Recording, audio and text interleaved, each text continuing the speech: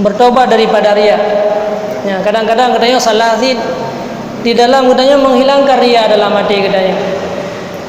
Jadi apabila katanya nak amalan yang sering tanya lakukan, maka menyetap puput karena riya nyan sia-sia, syirik kafir ikut.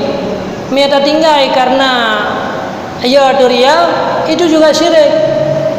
Berarti dia kata tinggal sesuatu ibadat karena sesuatu yang lain, misal menyembah yang lainnya. Maka kiban si solusi.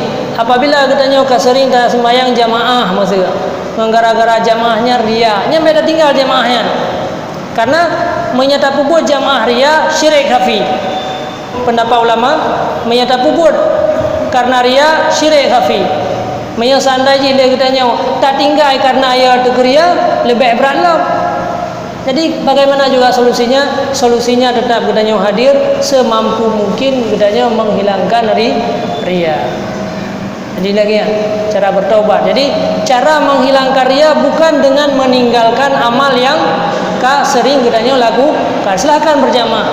Nyo hana mangan tetaku hana fala tajaban nyo karena hana mangan, silakan hadir. Tetap kebaikan-kebaikan yang lain.